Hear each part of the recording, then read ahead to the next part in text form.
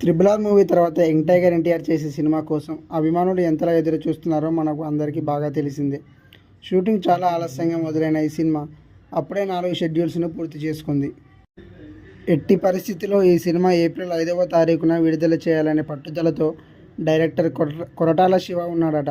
ఈ ఏడాది నవంబర్లోనే ఈ చిత్రానికి సంబంధించిన షూటింగ్ కార్యక్రమాలు పూర్తవుతాయట. ఆ తర్వాత సెప్టెంబర్ తర్వాత ఎన్టీఆర్ హృతిక్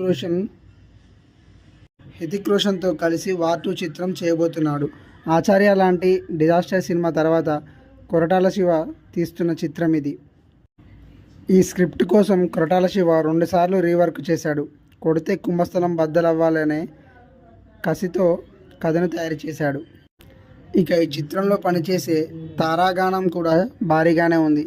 ఇప్పటికే ఈ సినిమాలో జాన్వీ కపూర్ హీరోయిన్గా నటిస్తుండగా బాలీవుడ్ హీరో సైఫ్ అలీ ఖాన్ విలన్గా నటిస్తున్నాడు.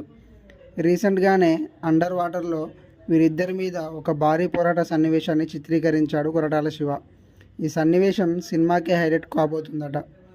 అంతేకాదు ఈ సినిమా కోసం RELX LF కెమెరా ఉపయోగిస్తున్నారట. దీని ఖరీదు సుమారు 80 కోట్ల రూపాయల వరకు ఉందని అంచనా. త్రిబుల్ ఆర్ సినిమాని ఈ కెమెరాతోనే షూట్ చేశారు. ప్రపంచంలోనే అత్యంత ఖరీదైన కెమెరా ఇదేనట.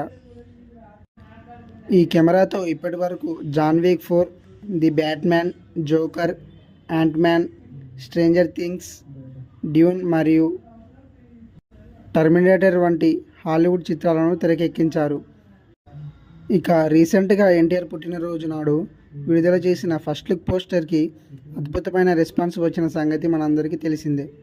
ఇందులో ఎన్టీఆర్ డ్యూయల్ రోల్లో నటిస్తున్నాడు. ఇందులో ఒక పాత్ర పేరు దేవర. సముద్ర ఖనిజాలను స్మగ్లింగ్ చేసే పాత్రలో ఇందులో ఎన్టీఆర్ కనిపించబోతున్నాడు. ముఖ్యంగా అండర్ వాటర్లో వచ్చే పోరాట సన్నివేశాలు మొత్తం ఈ సినిమాకే హైలైట్గా నిలబడబోతున్నాయట. అటు ఎన్టీఆర్ నట విశ్వరూపం మొత్తం ఈ సినిమాలో చూపిస్తున్నారట. ఇప్పటికే ఈ చిత్రంపై అంచనాలు భారీ స్థాయిలో ఉన్నాయి. ఇక టీజర్ వచ్చే సమయానికి అంచనాలు ఏ రేంజ్లో ఉంటాయో ఊహించుకోవచ్చు. చూడాలి మరి ఎన్టీఆర్ ఈ సినిమాతో మరోసారి pan Indian box office Sheikh చేస్తాడో లేదో అని ఫ్యాన్స్ ఎంతో ఆతృతగా ఎదురు చూస్తున్నారు.